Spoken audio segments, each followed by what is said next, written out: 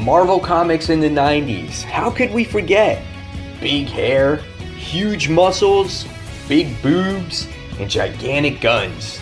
The era where we had 30 Spider-Man and X-Men titles.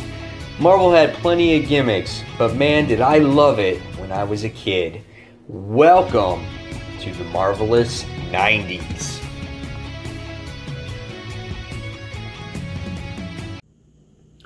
Yes, fans, welcome back to Marvelous 90s episode number 5. That's right, fans. This is the video series where I relive the glory days of Marvel Comics back in the 90s. And these first few episodes, I have been dedicating to my frontline team members. And this is episode 5. And the last but not least on the list is our baby, our young one, Miss Cat Comic Uno. And Cat, this one is for you, and the book that I decided for you was not Spider-Girl, because that would be the obvious choice, and I know you redid that series on here, so this one would be Spider-Woman Volume 3, Issue number 1. This is Maddie Franklin. That's right, guys. Now, I actually never really read anything about Maddie Franklin, and when I read this issue, I was like, wow, the story's not that great, and the character has been pretty much forgotten. This series has only been 18 issues, and we did not see very much of her at all. We saw her in Dead No More in a tie-in, but that's about it. And obviously, she was killed, I think, in Grim Hunt, if I remember correctly. So when I picked this book, I was like, oh, well, let me read some more about Maddie Franklin and see what this is. And I'm interested to see what is Kat's thoughts on this particular character. So, the first issue was made in 1999, and Maddie Franklin really got her powers based off of this gathering of 5 with Norman Osborn and other people, and her father was with these business people, and she wound up going into this ritual, and she wound up getting spider powers. So that's kind of like how she got her powers, and she also posed as Spider-Man for a few months while Spider-Man was out of the superhero scene. And in this very first issue, we wound up getting introduced to the character by the name of Charlotte Witter. She was a former fashion designer, and she wound up acquiring all the powers from all the Spider-Girls, or Spider-Women. One was from Jessica Drew, one was from Julia Carpenter, and the other one, and Maddie Franklin was the other one. So, Miss Charlotte Witter had the powers of all these Spider-Women, and Madam Web is in here too, and she's young because she was part of this ritual, and that was her power. She winds up getting eternal life. And so we see this Charlotte Witter who has like these spider legs, and she's got these eyes, and she's got green lips, and she winds up like capturing this CEO or former husband of hers or whatever, and she's capturing all these bigwigs, and she's eating them all. And that's what she's really doing in here.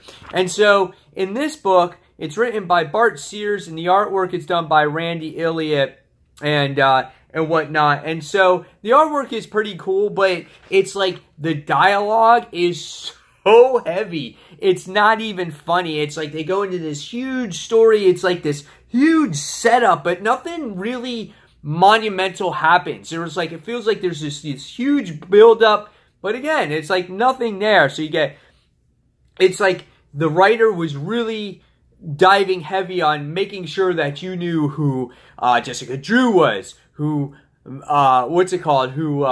Maddie was, and who Julia Carpenter was, and how they didn't have powers, and that's fine and all, but it just went into this crazy-ass detail.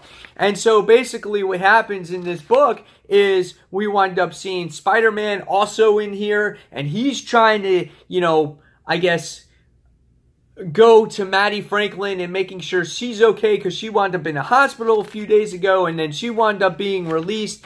And then this whole time, there's the cops that are also trying to find these CEOs, and they wound up getting the girls wind up getting a lead from Madam Web on where Charlotte was. They wind up doing this huge-ass battle. They wind up fighting. Jessica Drew winds up using this gun, and then what happens is that Madam Web goes to Maddie Franklin, and she winds up telling Maddie, she's like, feel the powers within you. You can get them back from Charlotte. And she's like, yes, it's working. I can feel my powers returning. And she's like guiding her in the right direction, and she winds up absorbing the powers from Charlotte Witter. And not only does she get her powers back, but she gets all the Spider-Woman's powers back, and she's just like, I don't know what to do. It's like, it's too much. And that's basically how that issue ends. So that was really it.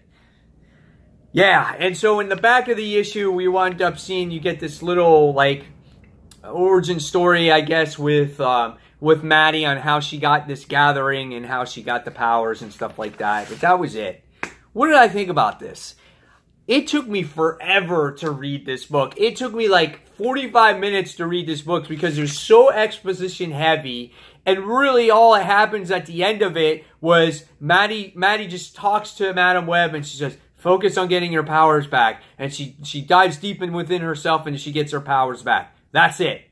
That was the issue. Otherwise, I'm just reading a whole bunch of nonsense through the entire time. Again, just making sure that, hey, do you know who Jessica Drew is? Do you know who Julia Carpenter is? Do you know who Madam Web is? Do you know who the CEOs are? Do you know who Norman Osborn is? Do you know who Spider-Man is? Well, just in case, we're going to throw you all that in there. So it was just too much. And I feel like Maddie has a huge potential after reading this. But from what I did my research on, that just the story was just, there was nothing there, and the character just got lost in the universe. So after reading this particular issue, I got to give this one a 2.5 out of 5. I did not enjoy this whatsoever. I was actually bored by it. There's something else here that they could have done to excite the reader. I mean, this is your #1 issue. By the time you get to the end of it, I don't want to be fatigued, you know? So yeah, 2.5 out of 5 stars. I wish Maddie Franklin was more in the universe, and she was utilized in the right way. So, guys, in the comments below, tell me if you were a fan of this character back in the day. If you're not a fan, do you even know who she is? And Kat, I want to know, how do you feel about Maddie Franklin? And what's your feelings towards her? And would you like to see her maybe come back one day as well, maybe in Marvel Legacy?